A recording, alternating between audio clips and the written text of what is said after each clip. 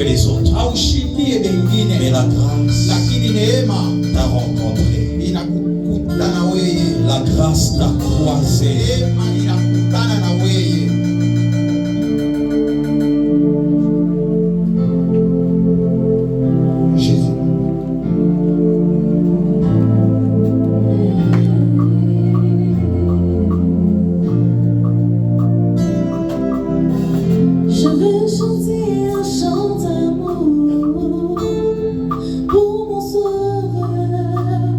Tu n'es pas en train d'observer, mais tu es en train de contempler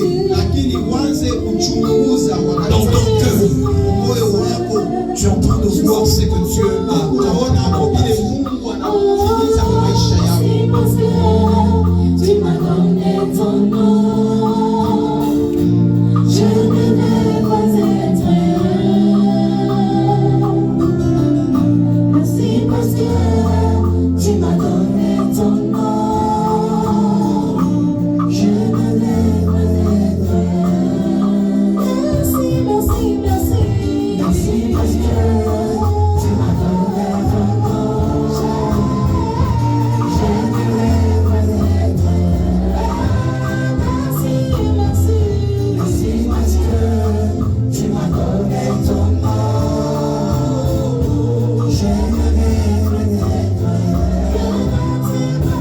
dans tes bras d'amour. Et dans tes bras d'amour. Et dans tes bras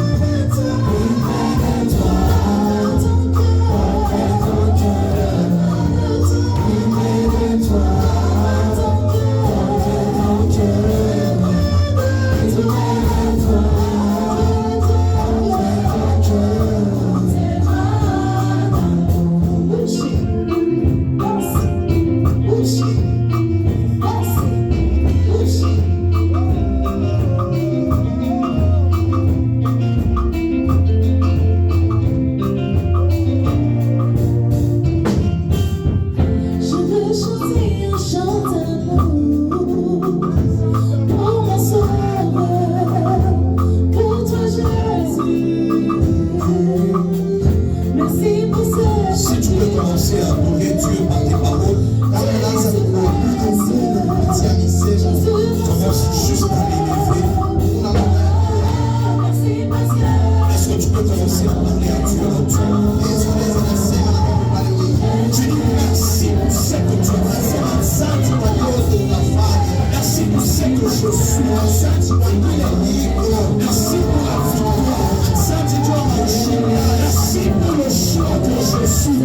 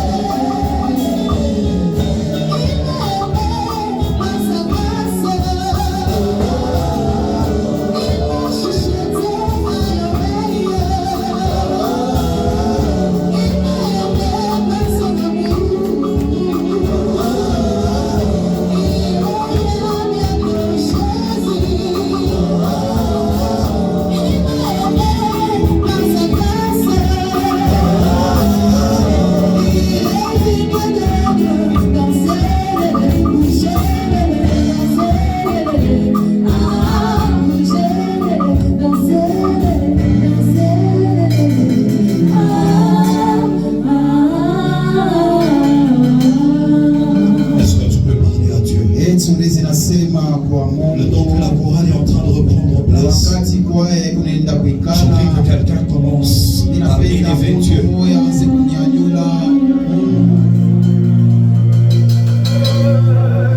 Par sa grâce,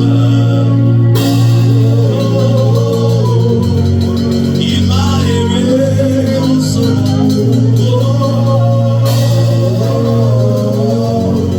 Il revient bientôt Jésus.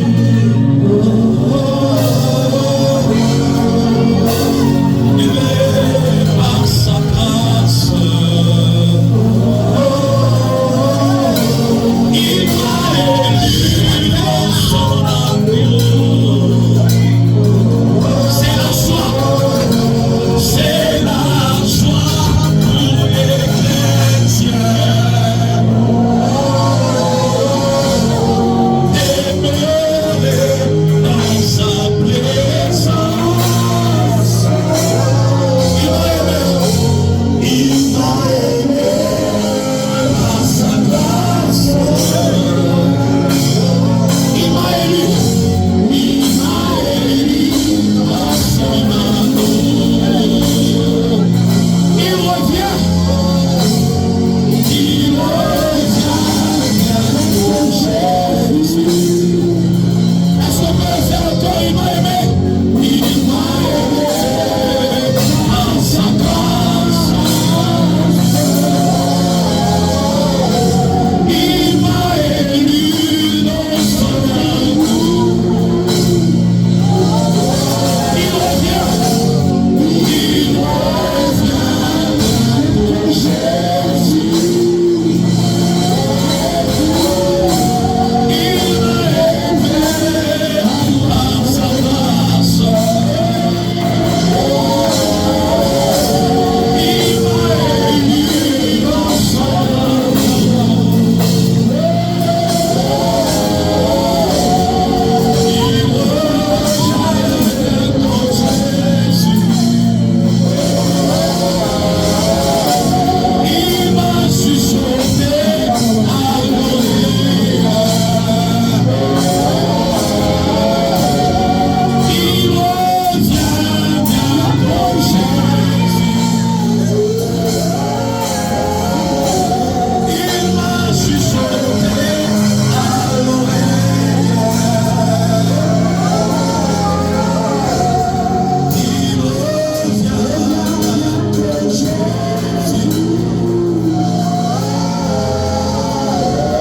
Il t'a aimé par sa grâce. Il m'a aimé par sa grâce. Il m'a aimé par sa grâce. Il m'a aimé par sa grâce. Il m'a élu dans son amour. Il m'a élu dans son amour. Il m'a chuchoté à l'oreille. Il m'a chuchoté à l'oreille.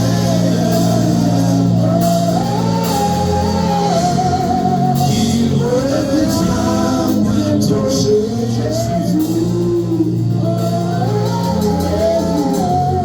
En tout, il m'a dit d'être pris. En tout, il m'a dit d'être pris.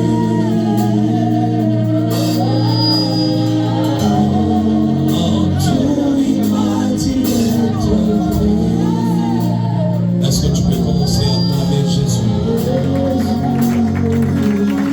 Est-ce que tu peux commencer à acclamer le Seigneur Jésus? Pigia Bwana Yesu mikono, piga mikono mzuri.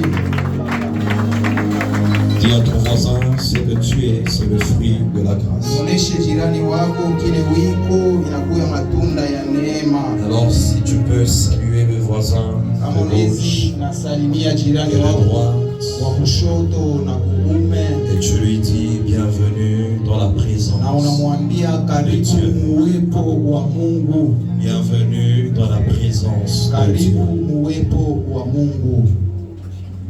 Alors nous sommes en train de lire rapidement quelques portions. Na tuko nasoma waraka masemo ya nyandiko, Nous sommes en train de parler de la prière tuko nasemezea maombi dans le domaine du combat spirituel. hatua ya ukomvi kwa kiroho.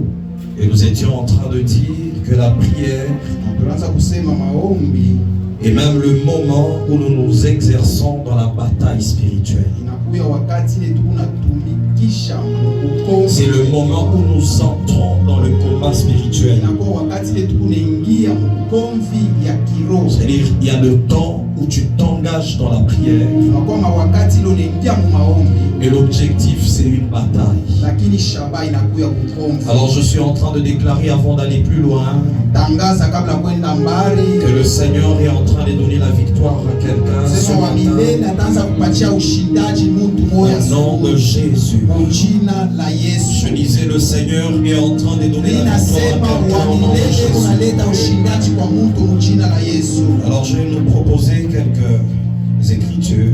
Na Je mita vais demander nitalomba à maman Sandra, la sœur Mama Julia, Sandra, dada Lance, Lydia, baba Hans de nous préparer différents micros atatusaidia na makibuyu afin de nous lire les Écritures.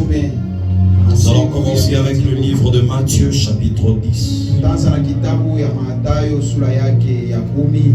Matthieu chapitre 10. Mathayo sura yake ya 10.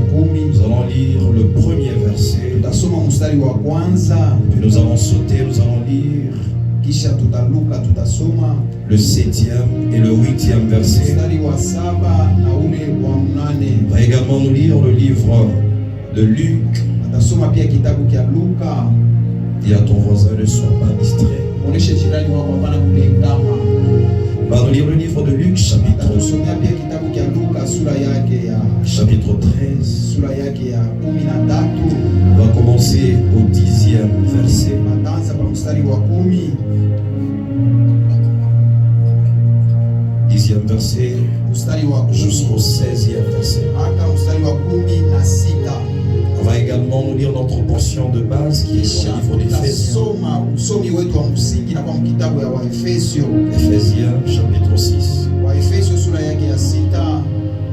On va prendre les 17e et les 18e versets. Tabeba mstari wa 17 Si on a trouvé, on peut commencer. kama tushakupata tutaanza na Mathayo sura yake ya 10. Parce que tu peux te lever pour honorer la parole. Tashimama njoo ya kuheshimia kwa neno.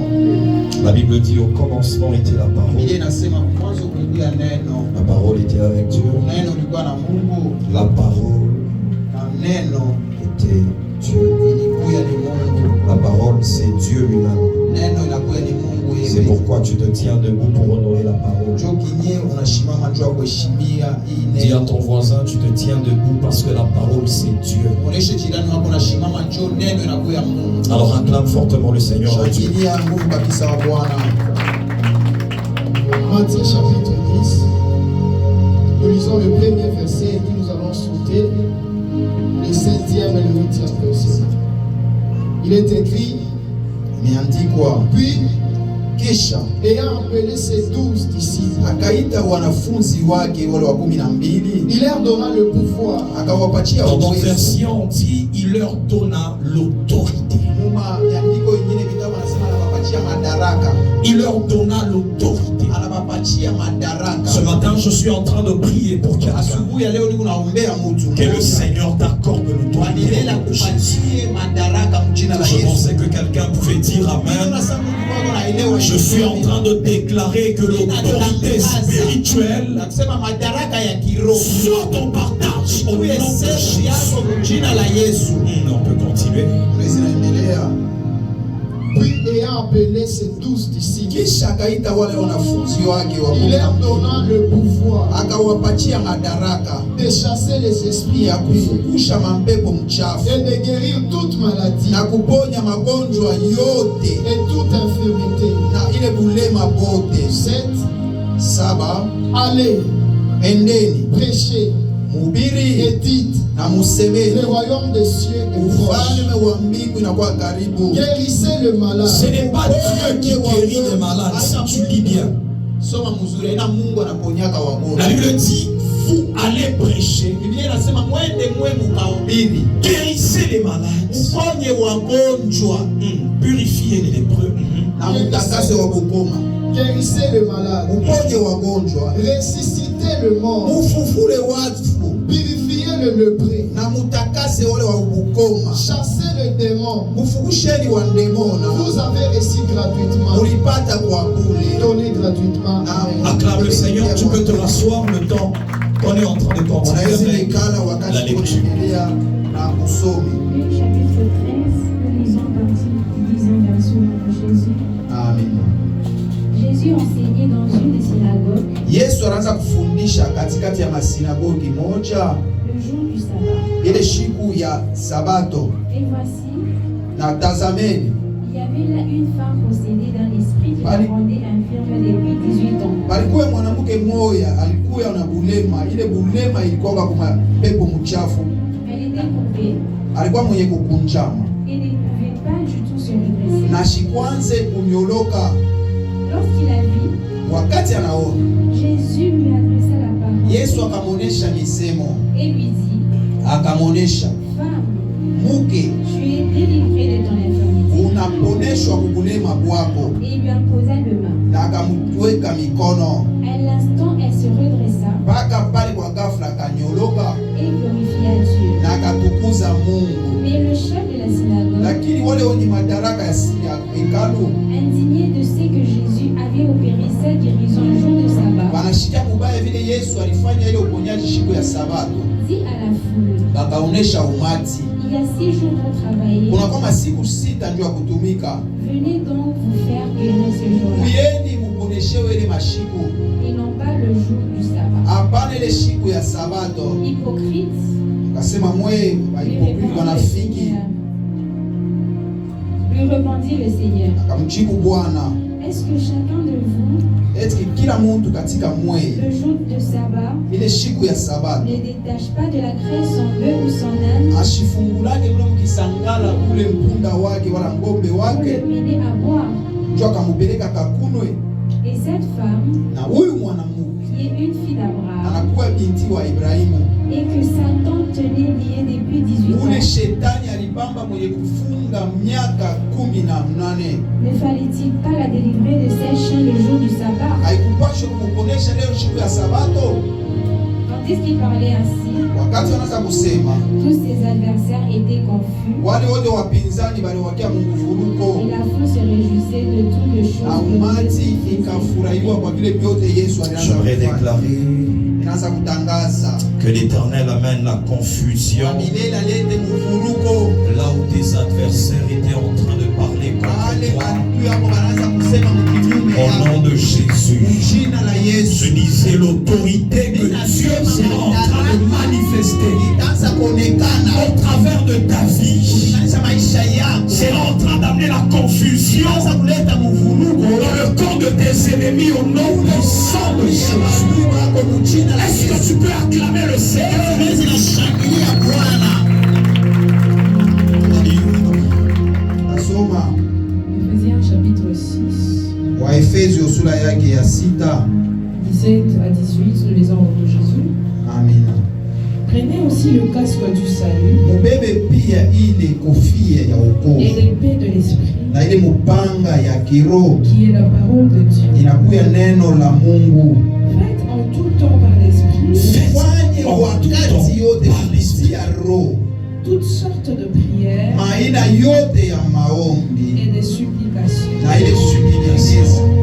Veillez à cela avec une entière persévérance, Keti na ile na Mungu na Veuillez rester constant, mubakie imara, persévérer. mudumu, et priez pour tous les saints. muombe pia watakatifu wote. Amina. Je lis dans le livre Inasoma de Luc, kitabu ya Luka, Luc chapitre 10. Luka sura yake ya 10. À partir du verset 17, la Bible dit: Quand les 72 disciples revinrent, Wakati wale wa 10 makumi saba na saba wakalulia. Ils étaient pleins de joie et disaient, Walikuwa wamesha kujazwa na furaha, wanaanza kusema, Seigneur, Bwana, même les démons se soumettent à nous quand nous leur donnons des ordres en ton nom. hata wandemona wewe unajitiisha kwetu wakati tunawapatia maagizo Je suis mshina en lako. train de déclarer en cette Niko saison natangaza mwii wakati que les esprits impurs se mapepo soumettent mchafu ijitiishe dans tout territoire où toi tu seras au nom de Jésus. mazingira mote kule wote utakuya mchina na C'est Yesu. à Bethléem Nilianza kusema kwa Bethlehemu, que les esprits impurs se souhaitent, pepo mchafu que le ijitiishe, monde spirituel se souhaite. kiroho ijitiishe. Lorsque tu seras en train de Wakati déclarer, utaanza lorsque tu kutangaza, seras en train de proclamer wakati utaanza le kutangaza nom de Jésus, jina la Yesu.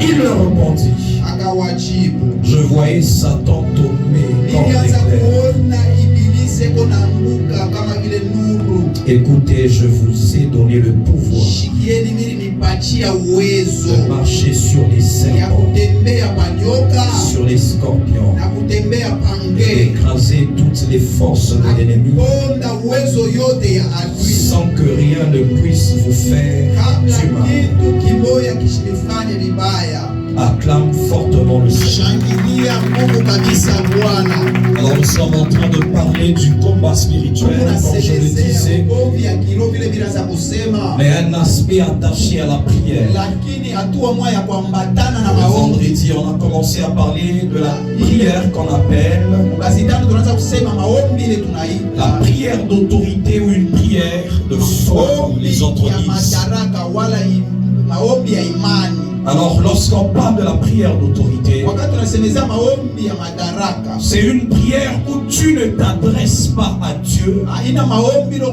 unaonesha Mungu. C'est une prière où tu ne t'adresses pas à Dieu, Haina maombi ile unasumbulia na Mungu. mais c'est une prière où tu exerces ton autorité dans le monde spirituel. Lakini inakuwa maombi ile unawekesha madaraka yako. C'est une prière où tu démontres ton autorité dans le monde spirituel. Unaonesha madaraka yako mudunia ya Et je suis en train de prier pour l'église na niko Bethléem. naombea kanisa En Bethlehemu. cette saison où nous allons, Wakati tukuneenda que Dieu nous donne de manifester l'autorité sana tupatia spirituelle. tuoneshe madaraka ya kiroho jina la J'étais en Yesu. train de dire que l'une des choses Nasema kitu moja, que le monde des ténèbres sait comprendre, ile dunia ya kiroho inaelewaka, c'est le langage de l'autorité ou de la inakuya puissance. misemo ya uwezo wala ya C'est le madaraka, langage de l'autorité ou de la puissance. misemo ya uwezo wala ya Lorsque madaraka. tu n'as pas appris à exercer la puissance, Wakati yote unajifunza kutumikisha ile il te uwezo, sera difficile de vaincre dans tes combats. itakuwa vigumu uanze kuwina Il mabukono, te sera difficile de voir la victoire arriver dans tes combats. itakuwa vigumu uanze kuona ushindaji mu vita yako. C'est comme ça que la Bible est en train de nous dire. Ndio kinye Biblia iko nasema, Et lorsque Christ a appelé les 12, wakati Kristo anaita wale wa kumi na la mbili, première des choses qu'il donne, c'est l'autorité. kitu ya kwanza kile anawapatia ni La madaraka. première des choses qu'il donne, c'est le pouvoir. Kitu ya kwanza anawapatia ni uwezo. Et il dit qu'il leur donne le pouvoir Hasa anawapatia uwezo de chasser les ya esprits. kufukusha mapepo. Il leur donne l'autorité Anawapatia madaraka sur les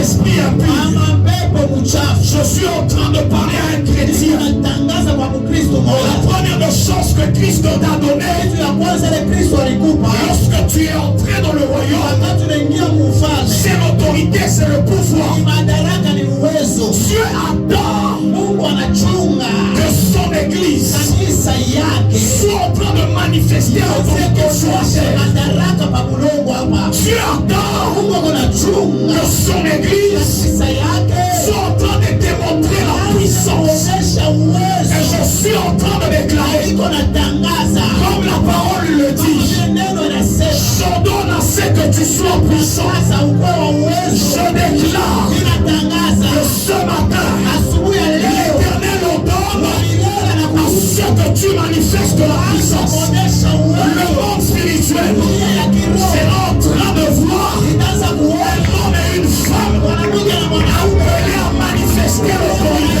kuonesha madaraka, appelés à manifester la puissance, kuonesha appelés à démontrer la puissance kuonesha dans ce territoire nafasi yote tafika où nous sentons, kule tutaingia. où le Seigneur nous envoie. Bwana La atatutoa. première chose, Kitu ya kwanza c'est qui manifeste la présence du royaume de Dieu dans son territoire. C'est l'autorité qu'on impose. Je déclare que dans ce territoire, où nous sommes, le territoire où le dilemme se retrouve, l'autorité de Dieu c'est en train de se manifester afin qu'on démontre la venue du royaume de Dieu. La Bible est en train de dire le royaume de Dieu ne consiste pas en parole, mais le royaume de Dieu consiste en puissance. Le royaume de Dieu consiste en puissance. Je parle au royaume de Dieu. Je parle à un homme qui appartient au royaume de Dieu. Que Dieu a appelé à manifester la puissance de Dieu, l'autorité de Dieu. Chaque annonce,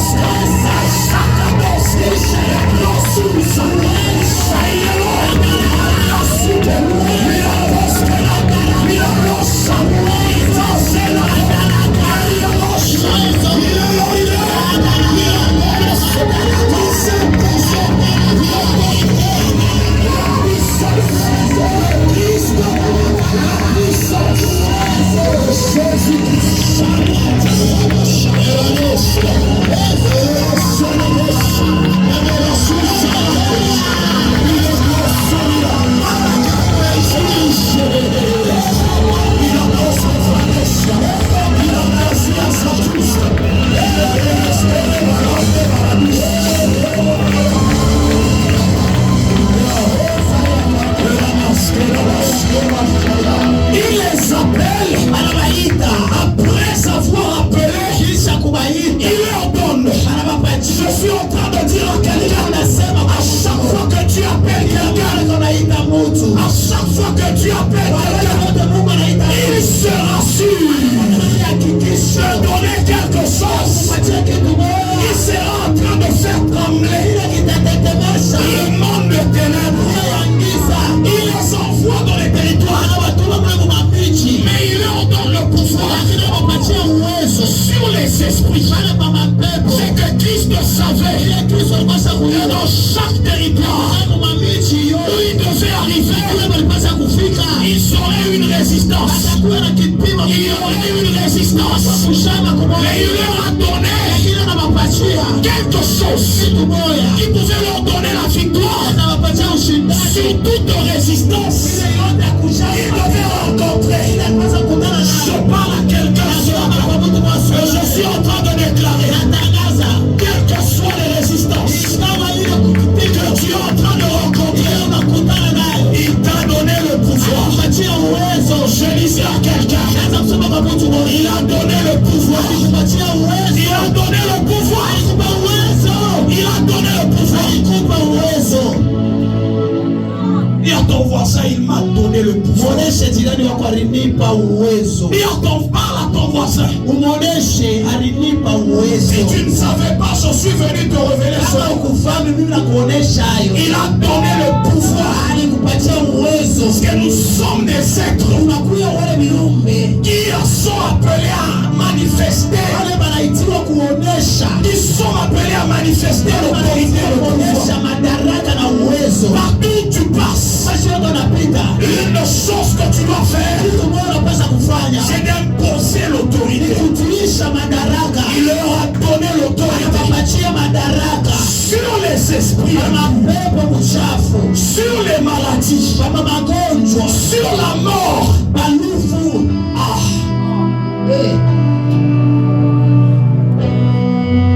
Est-ce que quelqu'un réalise cela? Mais comment nous continuons à vivre sous l'influence des ténèbres? C'est parce que tu ne réalisais pas que tu avais une autorité. J'étais en train de dire, quand il appelle, il sera sûr de donner quelque chose qui va permettre d'accomplir la mission.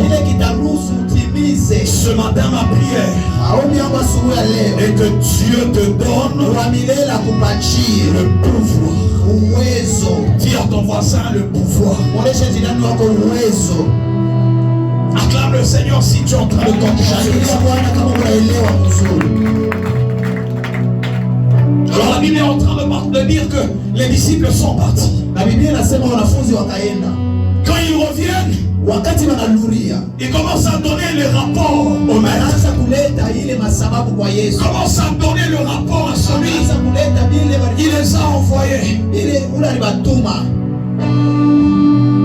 Pose la question à ton voisin, qui t'a envoyé? Uliza jirani wako nani anakutia. Si c'est Jésus, Kama ni Yesu, c'est qu'il attend un rapport. eko na chumba muletee na moyo. Tu n'as pas compris. Hauelewi mzuri. Dans ta famille, il attend un rapport. Jamaa yako kuna chumba Et tu uoneshe. rentres et que tu dises, maître, Fika muoneshe mwalimu, dans ma famille, jamaa yangu. même les démons Hata wandemona. se soumettent.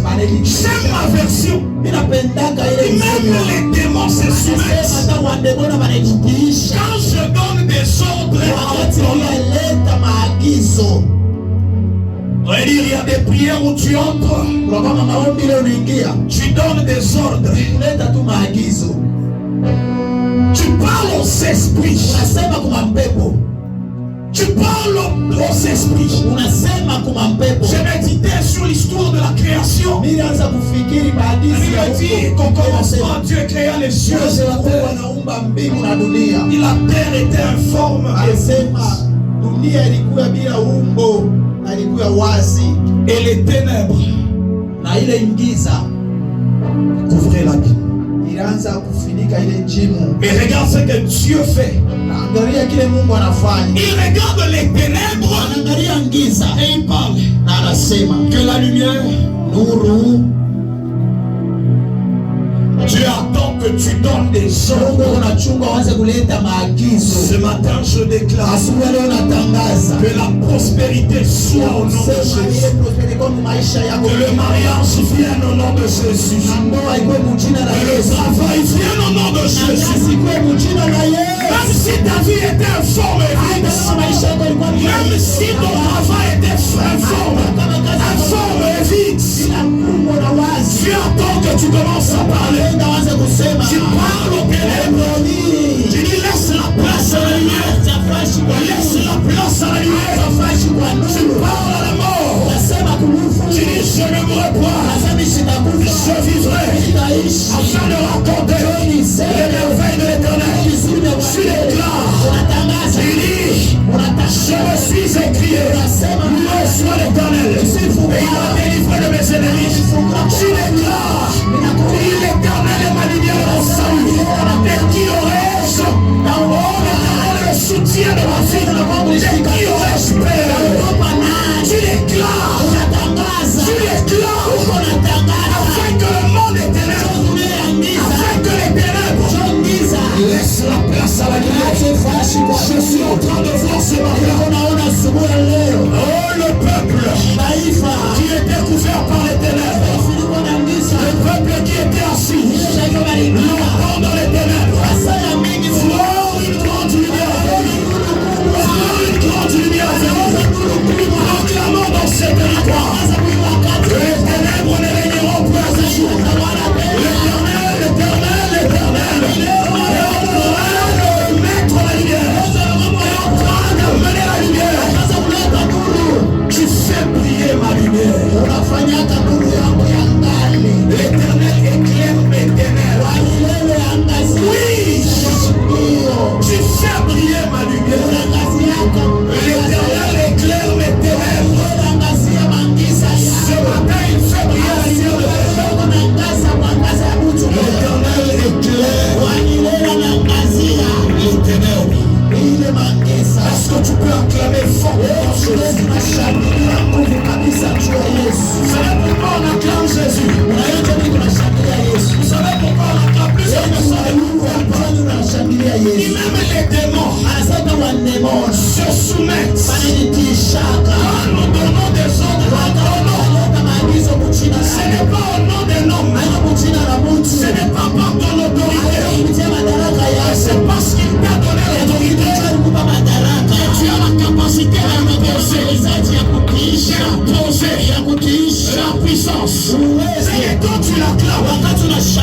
Tu sais voir les avantages qu'il te donne. Et c'est comme ça que tu l'acclames. Ici, je peux parler aux esprits. C'est en son nom. Si je peux avoir la victoire, c'est en son nom. Si je peux être victorieux, c'est en son nom. C'est pourquoi je l'acclame. Est-ce que tu peux acclamer fortement Jésus? Est-ce que tu entends Jésus de Nazareth? Celui qui te donne le pouvoir.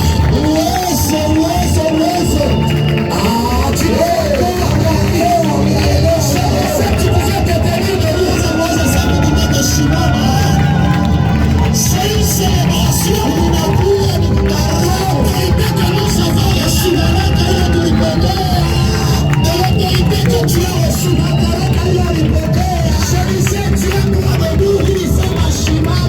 Acclame le nom de Jésus.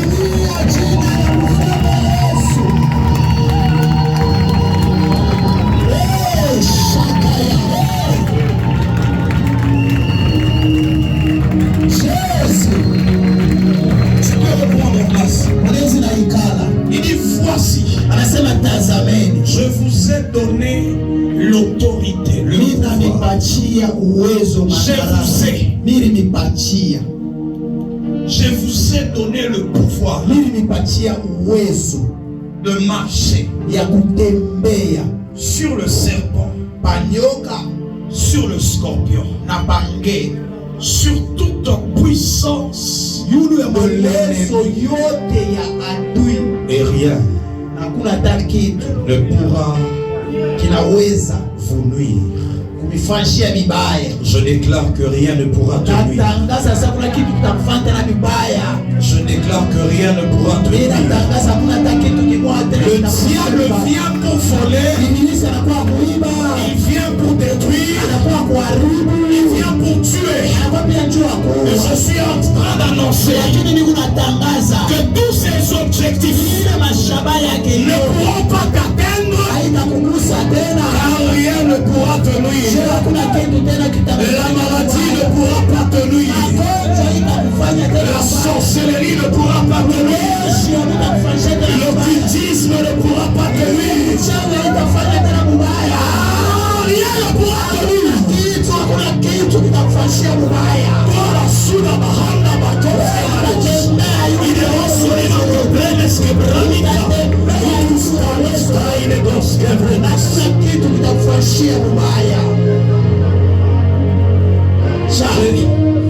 Jésus arrive. Il est en train d'enseigner dans le temple. Il trouve une femme dans un état depuis 18 ans. Ce que j'aime, c'est que Jésus, quand il relate l'histoire, il dit c'est une fille d'Abraham. Il parlait de l'alliance qui était là en ce temps. Nous aussi, nous sommes dans une nouvelle alliance. L'alliance de Christ. La Bible dit par la foi, nous sommes la postérité d'Abraham. Parce que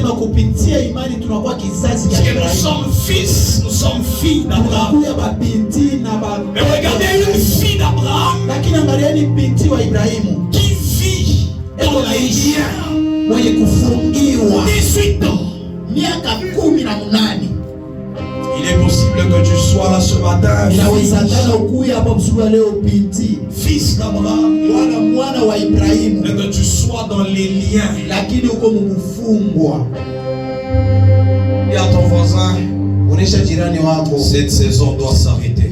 Dis-le, cette saison doit s'arrêter. Est-ce que tu peux le dire? La saison des liens doit s'arrêter.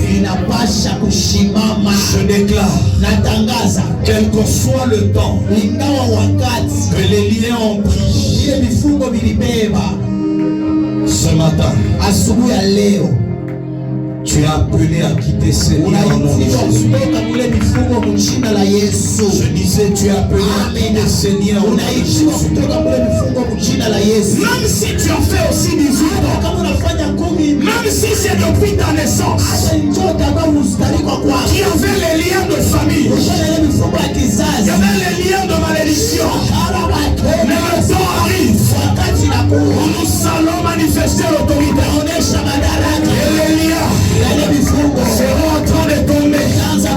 Christ est en train de dire, une fille d'Abraham, que Satan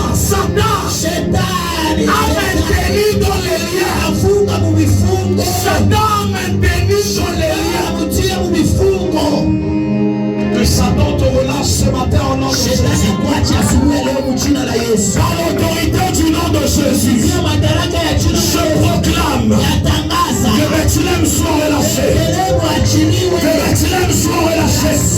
Là où tu es, je proclame que Satan te relâche. Il relâche ton travail. Il relâche tes affaires. Il relâche ton ministère. Il relâche tes projets.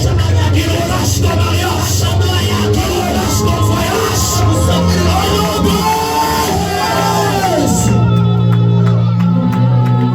J'aime ce que Christ est en train de dire aux disciples. Il est chauffé Satan, nommé comme un éclair. Ce matin, je parle à une génération et des femmes qui comprennent que Satan, nous pouvons le faire tomber. Il chauffé Satan, nommé comme un éclair dans ce territoire.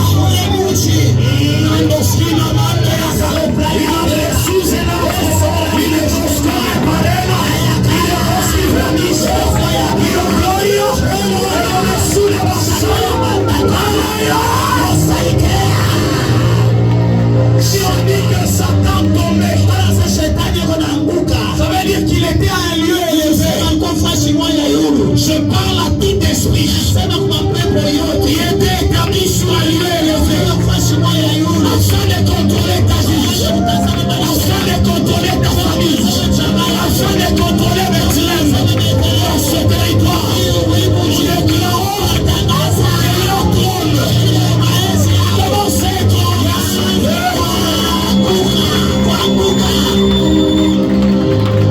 Satan est en train de dire, j'établirai mon trône au-dessus des étoiles. C'est que Satan, il avait un lieu élevé où il était placé. Mais quand Jésus envoie, c'est que j'aime. La Bible dit, ce n'est pas le nombre qui sauve le roi. Ce n'est pas la grande armée qui sauve le roi. C'était juste un nombre de 12. Juste un nombre de 12. Mais ils ont renversé chacun. Nous pouvons être peu. Nous pouvons être peu nombreux. Mais nous pouvons renverser le trône de Satan. Ne regarde pas dans la famille. Combien de personnes prient?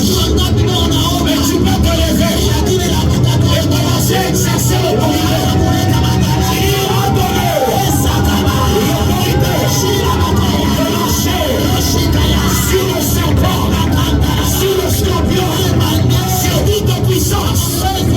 L'ennemi, rien ne pourra te nuire. Quand tu vois l'ennemi,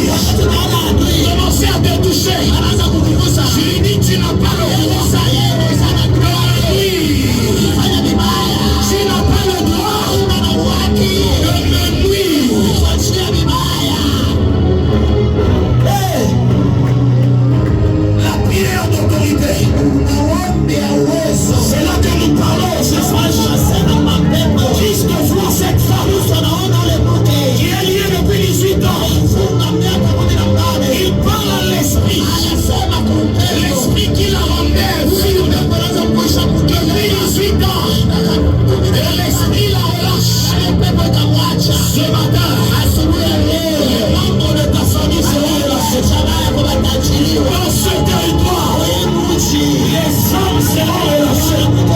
Les âmes seront relâchées. Les âmes seront relâchées. Au nom de Jésus.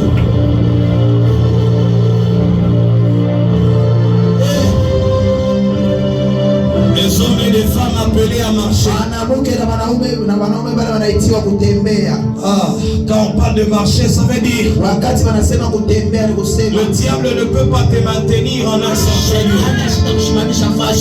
Ce soir, je déclare que quelqu'un commence à marcher et quelqu'un commence à avancer. Il dit marcher sur le serpent, sur le scorpion, sur toute la puissance de l'ennemi. Et rien ne pourra tenir. Est-ce que quelqu'un peut faire des actes prophétiques? Il se marche maintenant sur toute la puissance de sorcellerie. Est-ce que tu peux commencer à battre les mains? Commence à marcher sur le serpent, sur le scorpion, sur la maladie, sur la sorcellerie.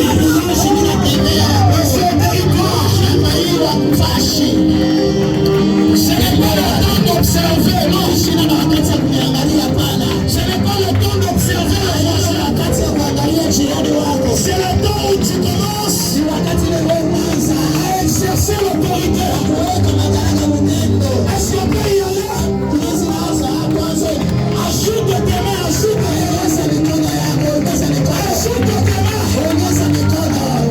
tes mains. Si tu parles en esprit, c'est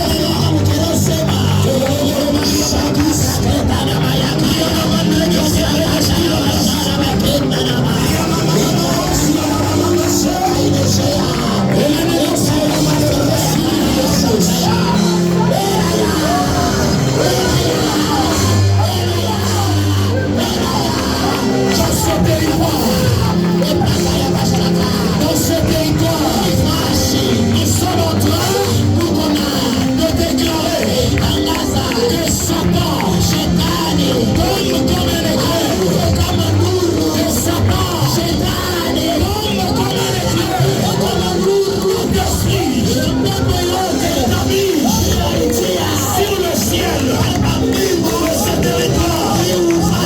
de ce territoire, il est clairant.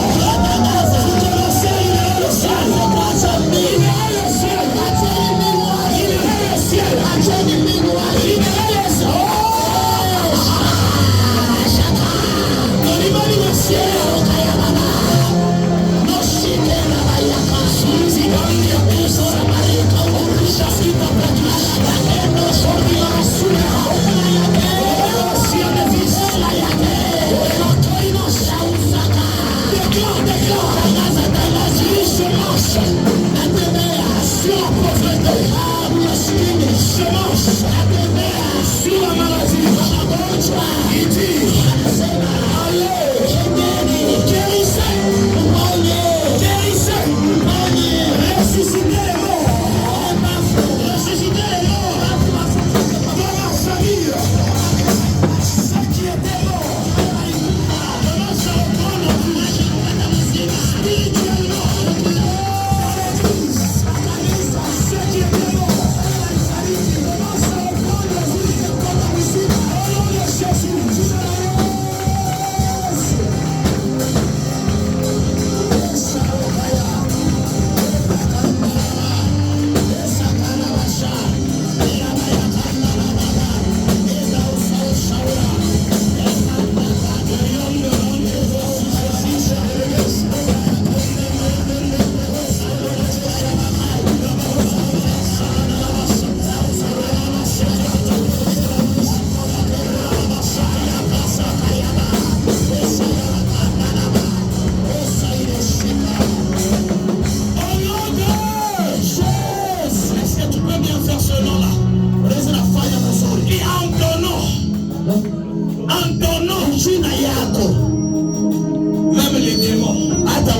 Se soumettre wananitisha. Et au nom de Jésus, au nom de Jésus, je déclare, à partir de ce jour, que tout esprit qui dominait ma vie, commence à se soumettre, au nom de Jésus, j'aimerais que tu comprennes une réalité.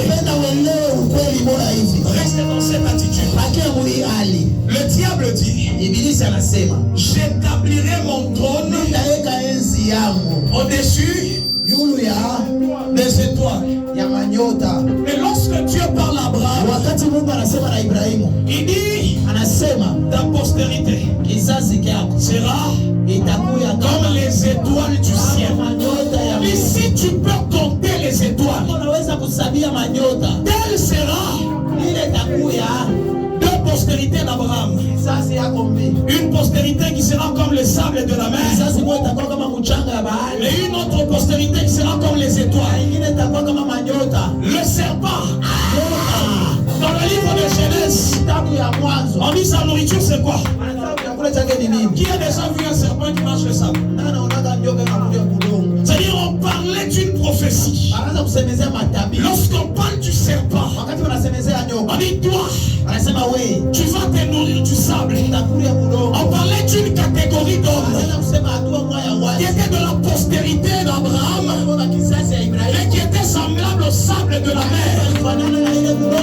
Ceux-là sont la nourriture du serpent. Et il y a une autre catégorie. Ils vous serez les étoiles. Et c'est là que le diable cherchait à établir son trône au-dessus des étoiles. Mais moi je suis en train de voir une génération des étoiles qui renverse les choses. Le diable ne va pas établir son trône au-dessus de toi qui est une étoile. Ah, je disais, le diable ne va pas établir son trône au-dessus des étoiles. Je vois les étoiles établies dans le monde spirituel. Je disais, je prophétise que tu es une étoile. Toi tu vas briller et tu vas attirer. Toi tu vas briller et tu vas attirer. Aucun trône ne serait établi au-dessus de toi. Je suis une étoile. Je suis une étoile. Il va manger la postérité qui est le sable. Il va manger le sable.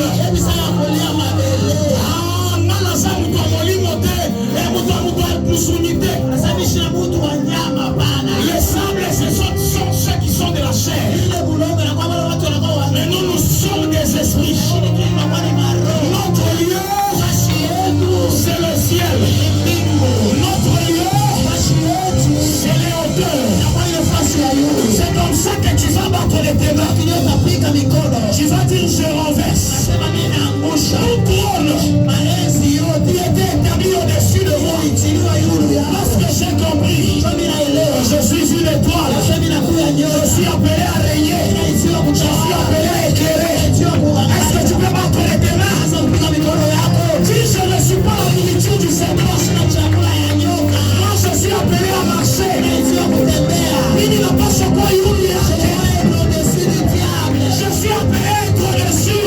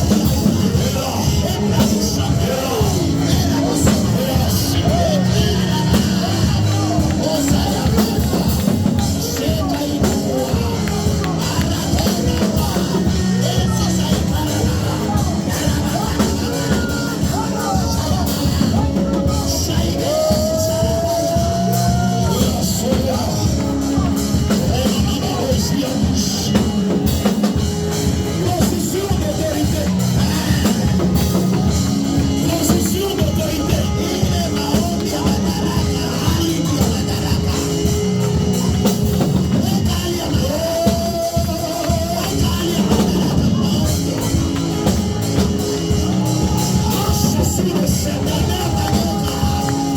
sur le scorpion.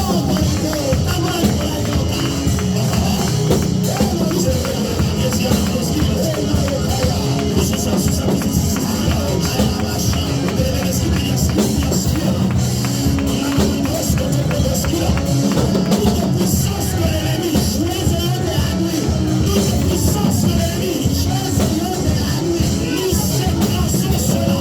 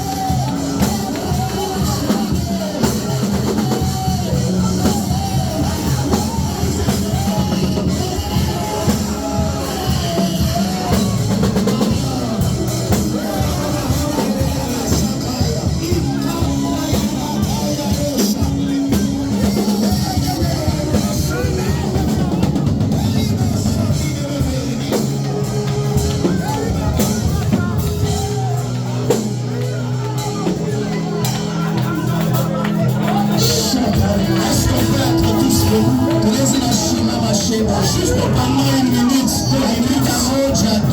Je veux que tu te concentres. Tu es en train de battre les ténèbres. Et tu es en train de créer les choses. Et tu es en train d'arrêter toute activité de la sorcellerie. Tu es en train d'arrêter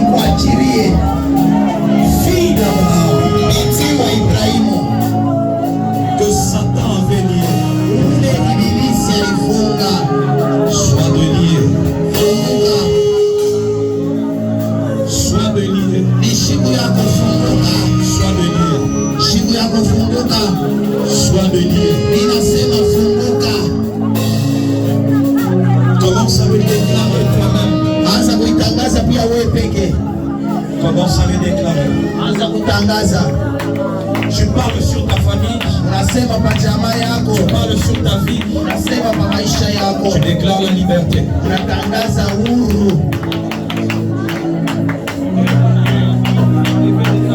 Tangaza uhuru, tangaza uhuru.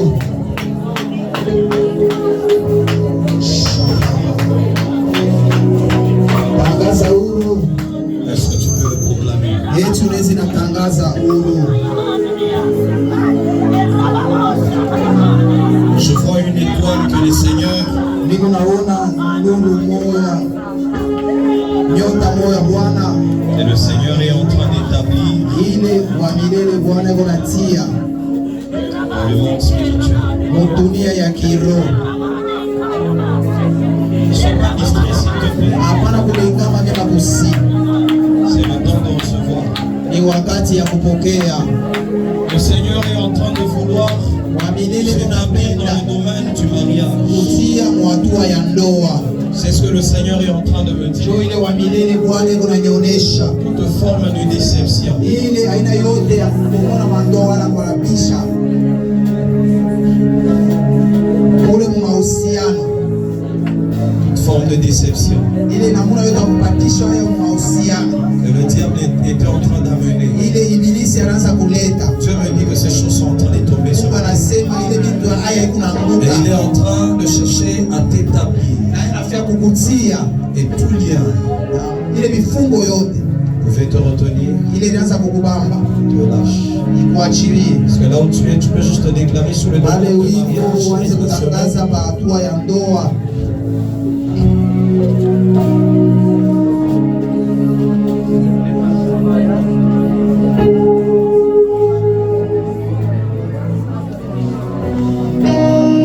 J'étais en train de dire, tu déclares juste sur les domaines du Inaanza kusema mariage, tangaza pa hatua ya ndoa, le domaine relationnel. hatua ya mahusiano. Tu dis, j'impose l'autorité de Dieu. Sema mimi natia madaraka ya Mungu. S'il y avait certaines lois Kama kulikuwa masheria sur ta famille, sur ta vie, mais précisément dans le domaine relationnel, comme Dieu est en train de libérer cette sœur, je veux que le Seigneur te libère également là où tu es. Je veux que le Seigneur te libère également là où tu es.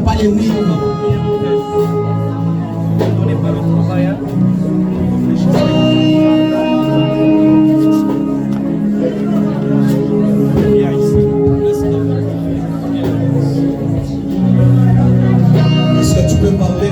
Eti unaweza nasema Juste le doigt de ton alliance. bamba tu kidole kile kimekaka kwa agano.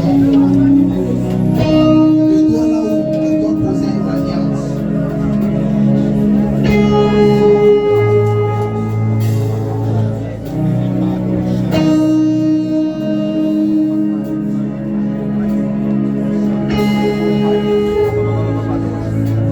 Est-ce que tu peux déclarer sur les alliances parentales? Tangaza pa maagano Dieu kuchamani. est en train de donner plusieurs mariages en ce lieu. Mungu unaleta mandoa ya mingi pa Israeli.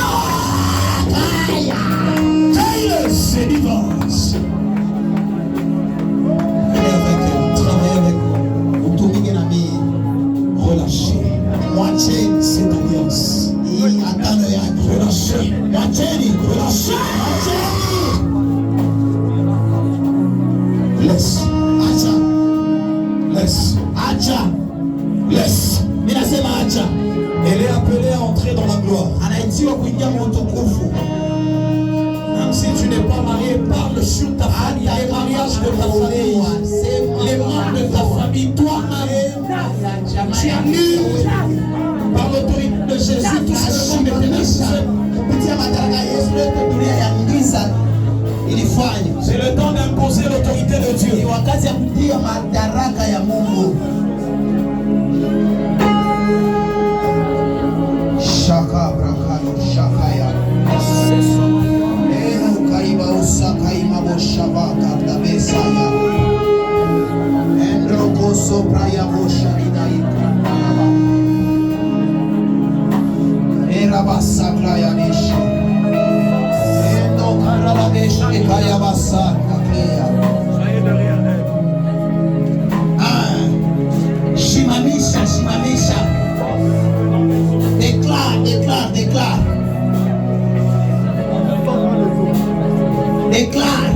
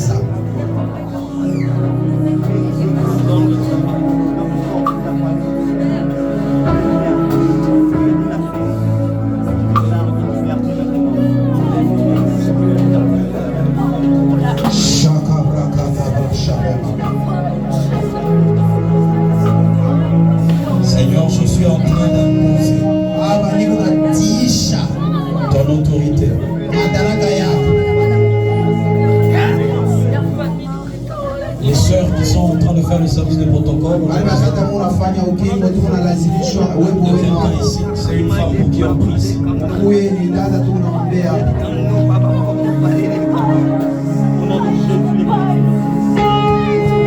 Shakabra kena masabraya. Ema taraba sopra ile shekaya.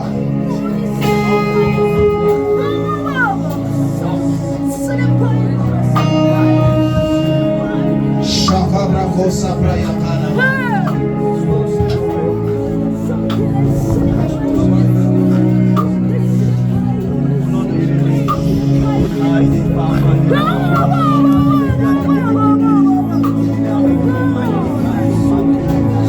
Est-ce que tu peux commencer à bénir le nom de l'Éternel? Waze kubariki jina ya Mwenyezi Bwana. Merci Jésus.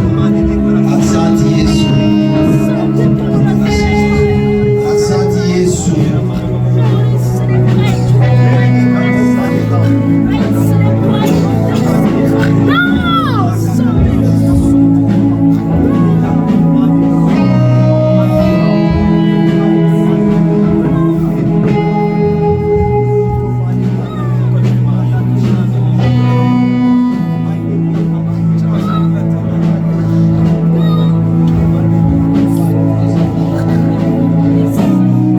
Priez pour la soeur Dorcas. Dada Dorcas kuya wakakuombee. Je disais, est-ce que tu peux commencer à bénir le Seigneur Eti ulezi na bariki Bwana pour l'autorité qu'il te donne? juu ya madaraka ile anakupatia. Finissez le travail là-bas. Baba Simba mshikaji. On a besoin de protocole ici. Est-ce que tu peux parler? Ne reste pas calme. Eti ulezi nasema hapa napakia Pour kitu. ton autorité.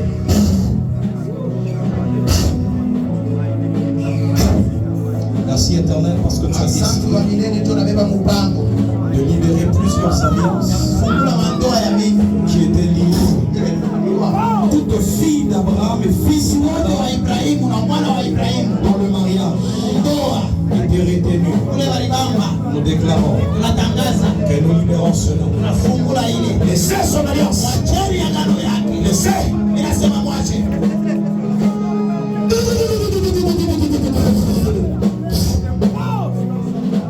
Acha. Acha. Shaka. Shaka. Dis Seigneur, merci. Sema Bwana asante juu ya neema. Merci pour ta grâce ce matin. Asante juu ya neema. Merci pour les bénédictions que tu libères. Asante juu ya mabaraka ile unaleta. Merci pour l'autorité que tu libères. Asante juu ya ma. Moi, je suis une fille d'Abraham. Seigneur, tu me donnes d'accéder à mon héritage. Tu me donnes d'accéder à mon héritage.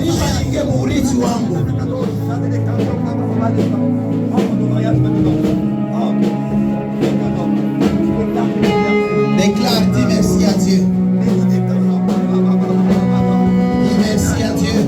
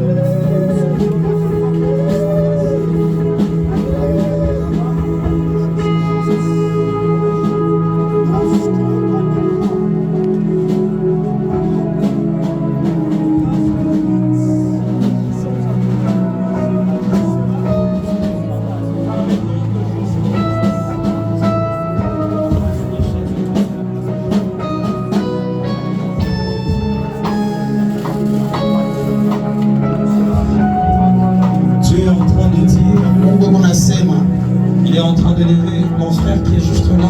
eko na nyanyula ndugu pale. Le frère Edouard, voilà. Ndugu Edouard. Le Seigneur est en train de dire qu'il a décidé de vous élever fortement. Ile anasema nataka mpango wa kunyanyula sana.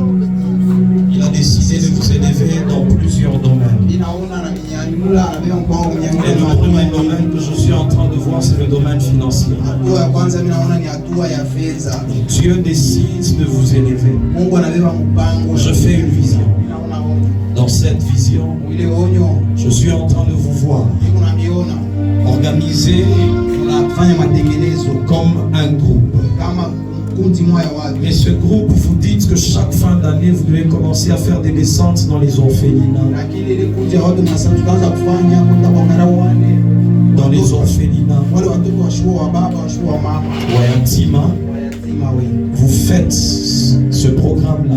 Tunafanya ile matengenezo. Et Dieu est en train de me dire que c'est l'une des choses qui sera en train de libérer le domaine financier dans votre Wanasema ile vie. kitu tafungula hatua En ya fait, depuis un certain moment, vous sentez que c'est une chose qui revient dans votre ya cœur. wakati mwa mnaona sasa mnapasha Je kusaidia dois wayatima. au moins faire des œuvres de charité. Inapasha kwanza kufanya ile makazi ya Dieu usafi. me dit qu'à cause de cela, il décide Mungu de libérer anasema le kwa domaine ajili ya financier. ile atafungula Ce fedha. qui est vrai, c'est qu'à un certain moment, Ile inakuwa ya kweli ni kusema wakati mmoja vous étiez en train de trouver l'argent, mais vous ne faisiez pratiquement rien.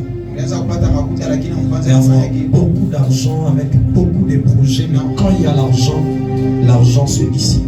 Naona makuta mingi na matengenezo mingi lakini kama makuta inakuya inapotea. Et Dieu dit qu'en cette saison, Mungu anasema mwi wakati il accepte anaichika de vous amener ya kumipeleka dans une saison de gloire dans le domaine financier. hatua moja ya fedha. Dans le domaine financier, Dieu décide de vous amener dans une dimension de Hatua ya gloire. fedha Mungu anapenda kumipeleka mtukufu.